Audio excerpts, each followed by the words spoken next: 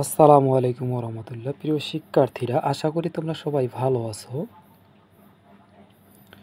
তো আজকে হচ্ছে একাদশ ও দ্বাদশ শ্রেণীর একটি মডেল টেস্টের সমাধান সম্পর্কে আমরা আলোচনা করব, অর্থাৎ সমাধান করার চেষ্টা করব ইনশাআল্লাহ। তো এটি হচ্ছে একাদশ ও দ্বাদশ শ্রেণীর ইংলিশ সেকেন্ড পেপারের চেঞ্জিং সেন্টেন্সের উপর ভিত্তি করে এই মডেলটি। এটি মূলত সাজানো হয়েছে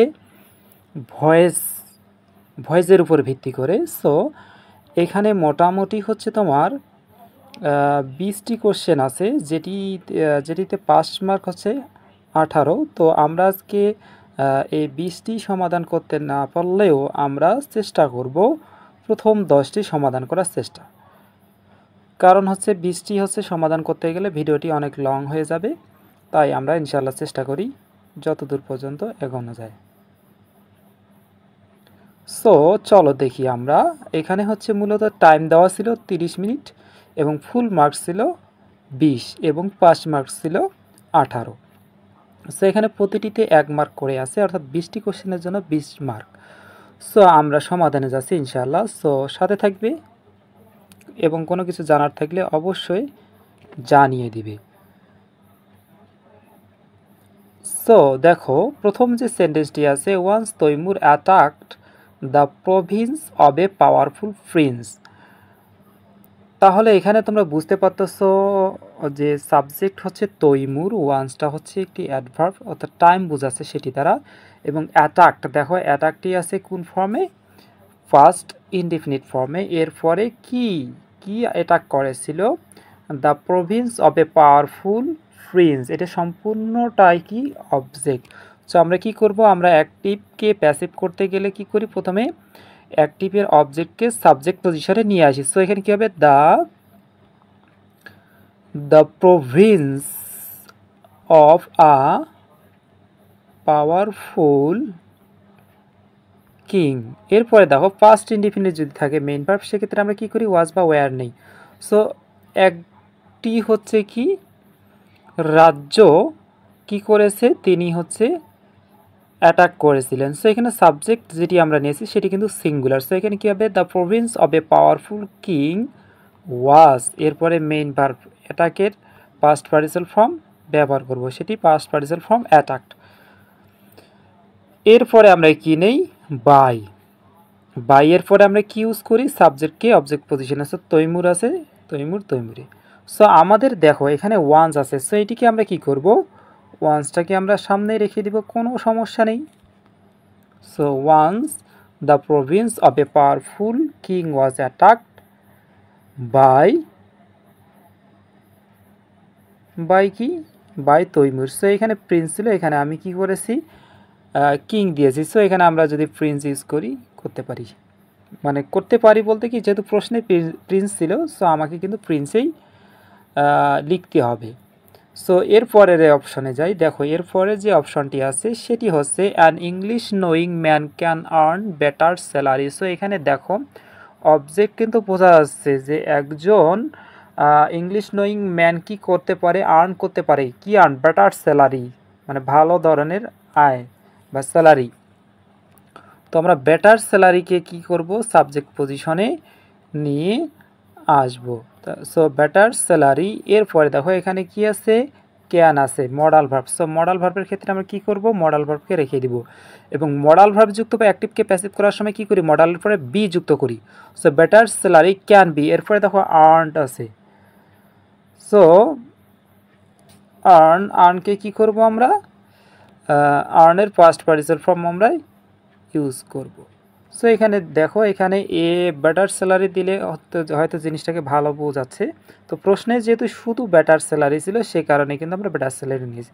সো এখানে যদি এ বেটার স্যালারি থাকে, তাহলে তোমাকে অ্যান্সার লেখার সময় কিন্তু সাবজেক্ট পজিশনে এটা ইউজ করতে হবে।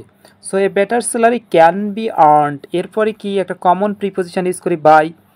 বাই এর পরে দেখো সাবজেক্ট এখানে অ্যান ইংলিশ নোয়িং ম্যান, এটি কিন্তু সম্পূর্ণটাই সাবজেক্ট।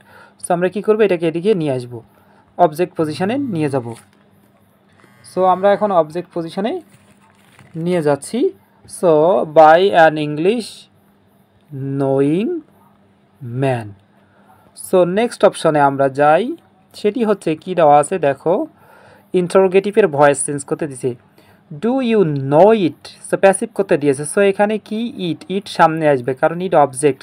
সো আমরা এখানে নিয়ে টেন্স আইডেন্টিফাই করব, এখানে ডু আছে তার মানে প্রেজেন্ট ইনডিফিনিট। সো ইটের সাথে যে অক্সিলিয়ারি ভার্বটি হবে সেটি আমরা সামনে বসিয়ে দিব কারণ সেন্টেন্সটি তোমার ইন্টারোগেটিভ সেন্টেন্স। সো আমরা কি করব, প্রেজেন্টে থাকলে আমি যারা, সো ইটের সাথে ইজ হবে ইজ, তারপর সাবজেক্ট ইট, তারপরে মেইন ভার্ব নো আছে, নো এর পাস্ট পার্টিসিপাল ফর্ম নোন, এরপরে এই নো ভার্বের পরে টু হয় সেটা আমরা জানি, তারপরে ইউ যে সাবজেক্ট আছে সেটিকে অবজেক্টে দিয়ে দেব এবং কোশ্চেন মার্কটি অবশ্যই দিব। So is it known to you. So দেখো আমরা নেক্সট অপশানে যাব, নেক্সট যেটি আছে সেটি হচ্ছে he was filled with a strange wonder. So এখানে স্ট্রেঞ্জ ওন্ডার হচ্ছে তোমার সাবজেক্ট। সো আমরা কি অবজেক্ট, সো এটিকে কি করব সাবজেক্ট পজিশনে নিয়ে আসবো। সো স্ট্রেস ওন্ডার, এরপরে দেখো ওয়াজ ফিল্ড। সো এখানে ওয়াজ আছে অর্থাৎ প্যাসিভে যেহেতু আছে অ্যাক্টিভ করতে আমাদেরকে দিয়েছে। সো আমরা কি করব, মেইন ভার্ব এখানে ফিল্ড আছে, সো এটার প্রেজেন্ট ফর্ম এ আমরা নিয়ে আসবো। সো এটার প্রেজেন্ট ফর্ম হচ্ছে ফিল্ড, দুঃখিত প্রেজেন্ট হবে না যেহেতু এখানে ওয়াজ আছে, অক্সিলারি ভার্ব যেহেতু এখানে ওয়াজ আছে প্যাসিভে। সো আমরা কি করব,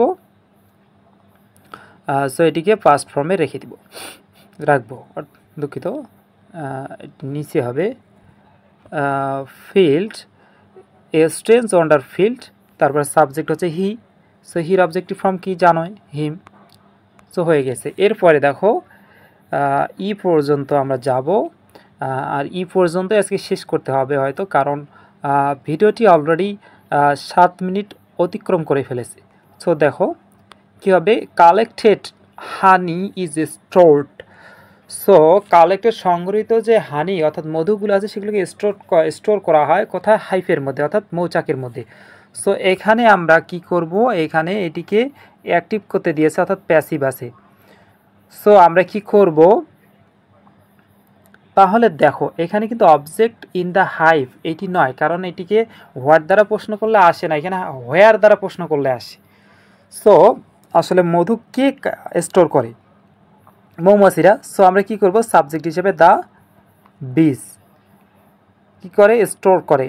সো ইজ স্টোরড অর্থাৎ প্যাসিভে তোমার হচ্ছে ইজ আছে, তাহলে এখন মেইন ভার্বটি কী হবে, প্রেজেন্টেই হবে। সো দ্য বীজ স্টোর, কি স্টোর করে, এরপরে সাবজেক্টকে নিয়ে আসবা। সো এখানে সাবজেক্ট কি আছে, স্টোর কালেক্টেড হানি।